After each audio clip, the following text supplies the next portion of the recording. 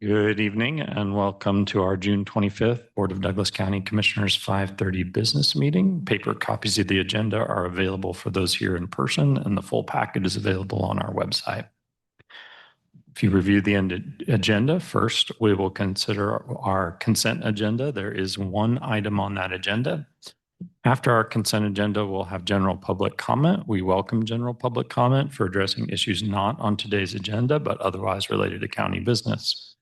Given our limited time and the need to have orderly and efficient meetings, we apply certain rules regarding public comments. We do our best to enforce these rules consistently and without regard to the point of view expressed by the speaker. These are the rules. Each speaker will be limited to a total of 3 minutes of speaking time. However, we will accept public comment of any length in writing. Individual speakers may not donate unused time to other speakers. All comments must address topics within the jurisdiction of the County Commission. And 4, we reserve the right to mute or remove any speaker whose comments are threatening, aggressively hostile, or belligerent. Campaigning for public office during the public comment period is not allowed. Please give your full name and address for our meeting minutes and address your comments to the Commission. Please also know that comments received by the Commission during our meetings do not necessarily represent the views of Douglas County government, but we value the input. We don't usually respond to general public comment on the spot, but if you leave your contact information with county staff, we'll try and get specific questions answered. After that, we will move to our regular agenda. There are no items on our regular agenda. For each action item, if we had an item on there, we would hear from staff and then the applicant and then open it up for public comment. Lastly, a recording of this meeting will be available on the county's YouTube page and website. With that, we'll move to the consent agenda. And I said there was one item, but there are 2 items. I apologize for that. Commissioners, would you like to remove either item from that agenda for further discussion? Seeing none, would any member of the public like to remove an item from that agenda? Anyone online, Sarah? Okay. Welcome. Motion on the consent agenda, Commissioners. I move to approve consent agenda items 1.1 and 1.2. Second. Moved and seconded. Any further discussion? All those in favor say aye. Aye. Aye. Passes 5-0. We'll move to general public comment. Is there anybody here who would like to provide general public at this time? We invite you to step forward. Make sure you turn on the mic. And we'll welcome your. Eric, I don't think we've met. My name is Michael. Dean, thank you. I'm here tonight to talk about mental health in the community. We're at a point right now where we have an opportunity for a reset. Headquarters failed for reasons. And I think when you dig into Bert Nash, you're going to see some of those same reasons. And you guys are already heading down the financial path with that, I'm sure. The reason I'm here tonight is about the staff and the former staff and the staff losses that occurred and the reasons for those. I sent an email to Matthew Herbert, basically asking him that along with a complete financial assessment, there needs to be a top to bottom review of the staff, strengths and weaknesses, mental health and problem solving. Where are they at personally? How has this affected them? Because there's been a failure on the street that has come from somewhere. And I think what we're seeing come to a head right now is where that failure on the street started. So if you guys could push Bert Nash to undertake that assessment and make sure that they're dealing with the personnel issues. They've lost some good people. I can think of 2 in particular. With my remaining time, I want to address an issue here in town that we're having with political violence. And I think it's incumbent upon you guys to speak out about it a little bit, and especially those of you on the dais that are Democrats to talk to your party and discourage it. Because what's happening right now is your Democratic Party chair is endorsing political violence and locking people out of public spaces and these kind of things, while some of you, no, I don't think anybody in this room I saw there, but some of you elected politicians in this area are there witnessing it or being turning the other way and ignoring it is what some of them did, like Bart Littlejohn did. But some of you need to address that. And Patrick, I didn't bring my sign because I don't need to anymore, because it appears the Douglas County Commission has understood from the rulings from Judge Robinson that you can't just stifle people's speech. As a former USD board member, I think you need to provide some advice over there, because your former co-board member, and these are countywide issues, but it's bled over into the school district and they're getting themselves in quite a bind. And they could use some outside advice from some people that have figured it out. Lastly, please let her know that I am press, and when I come in this room, I will set a camera up over here. Thank you.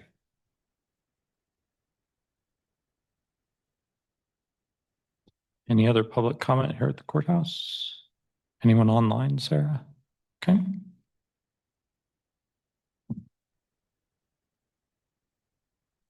Ellen, I'm gonna give you permission to talk. You're in the panel and you have 3 minutes to provide your public comment. Okay, am I going? Yep, I can All hear you. right. Okay. Sorry, I tried to set a timer on my iPhone. It didn't work. Okay, look, I just was visiting a friend in the jail April through May, and he is developmentally disabled. He has severe level 3 autism, though he's not intellectually impaired, and he starved in that jail because he could not advocate for himself. His ideal body weight at the height of 6'7" is probably around 220 pounds, and he exited that jail weighing 170 pounds. That is 50 pounds below his ideal body weight. Did I call and complain? Yes, but I spoke to a lieutenant, and lieutenants are not doctors. You can take an inmate to medical 1,000 times, and if they say he's fine, it could be deadly for a lieutenant to interfere in an inmate's medical care because someone off the street says so. But something went terribly wrong. I could tell you all day about the institutionalization of individuals and of corrections workers. And I believe that the county needs oversight, healthcare oversight for the jail. It always has. If you've never heard about this, it's because if you look at who goes to jail, mentally ill, addicted, impoverished, they can't document the harms and seek legal redress. Sometimes they die. They don't speak. You'll never know. You'll think everything's fine. And that's how it's been, but it's not okay and it's not right. I provided a resolution from the American Bar Association written in 2008. It's 14 pages long. It's not a hard read. I read it. It suggests state level oversight, but we don't have that. And the healthcare provider already starved someone. So we don't have time to wait around for it. I wrote a resolution. It's a little amateur thing I did as a layperson suggesting that we save money, the county, through efforts for decarceration, to pay for the oversight. I've done a lot of deep thinking about medical care in jails, and there are a lot of reasons why decarceration could result in better medical care, but I don't think I have time to talk about that. Something really terrible happened. Terrible things have been happening. The state has no provision or mechanism for healthcare oversight.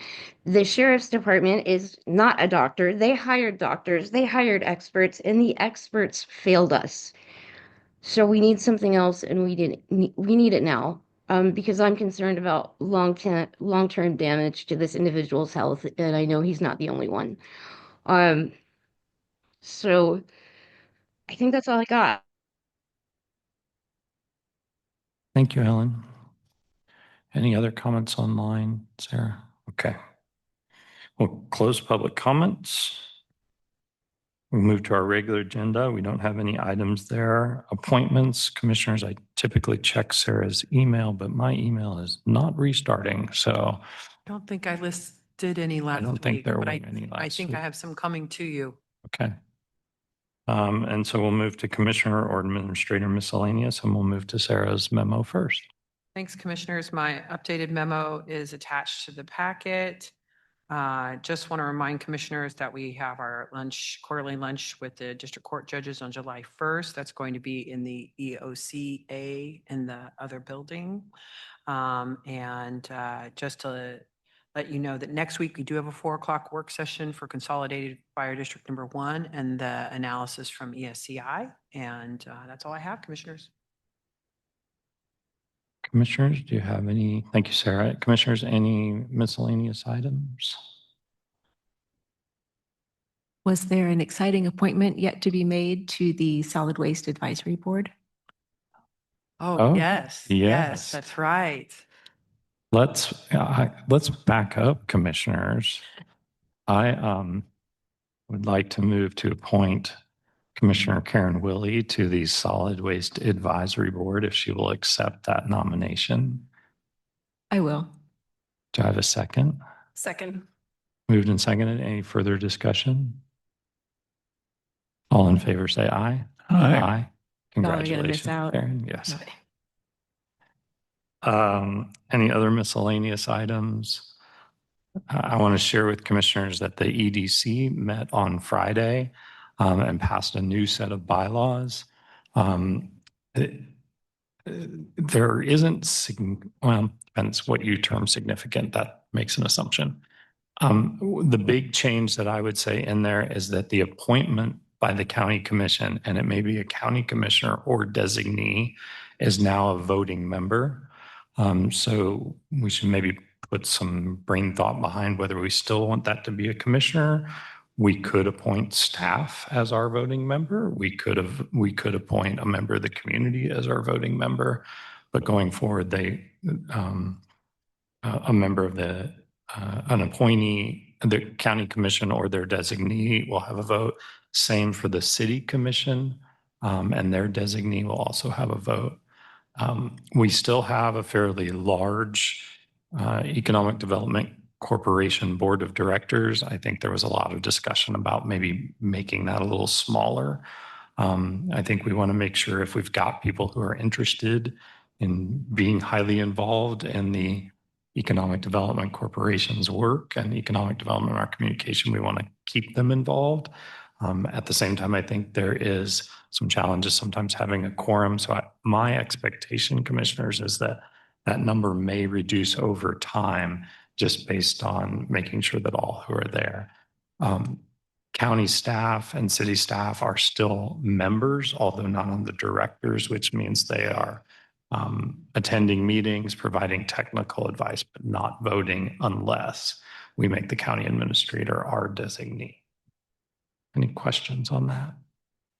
I think there have been some issues with the board members in attendance in the past. Is that something that was addressed through the bylaws or just something that will kind of get a fresh start? I think I've asked Sarah to ask Sean to send you both the new bylaws and some goals. And I really appreciate the EDC chair, Bobby Flory's work in this space to establish 4 goal areas, and that those will be committees that function.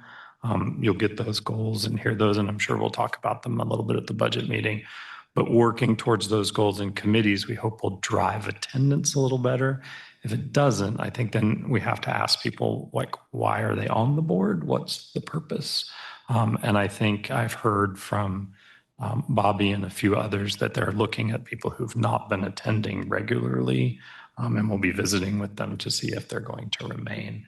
And then I think we have to have a conversation about, do we reduce the size of that board or do we automatically refill those spots? And did I answer your question, Commissioner? Yeah, I'm just glad for that to kind of get a fresh look. And I know a lot of folks, show up to those meetings that are not voting members too. And it's always been a little hard to know who's supposed to be part of that governing board, just visually in attending those meetings. Of course, I wasn't one of them, so that made it hard too. I think, we really need technical expertise in that, on that board, especially with the number of partners that are involved. So it's very helpful to have them as members. But then we also need a voting group of directors. And so that's where that change in the bylaws was made. The bylaws presumably were passed by the current board of directors for EDC. But the goals, what was there, a vote on that and accepting that? And was staff in that conversation, or was that from the board to the staff? I will say that I was not at the meeting where they passed the goals. I think I you was. may have been at that. Yeah, I meeting. was, and Commissioner Reed was. I believe the goals were developed by EDC like EDC leadership and staff. And they were shared at the May meeting and discussed and voted on at that May EDC meeting. Okay, I appreciate it. I was just wanting to know like what's the level of buy-in from the entire group there. So thanks. Yeah, I'm happy to be, I'm serving as the co-chair for sustainable funding for the EDC. What does that look like? And we're looking at some other models across the state of Kansas to determine how to make sure we have funding for economic development. And is there, maybe the way we're doing it right now is fine. Maybe we need to look at a different model. Thank you for serving on that board. It's a privilege. Any other things, commissioners? I want to thank Commissioner Reed for serving as chair while I've been out the last couple of meetings. And with that, we are adjourned.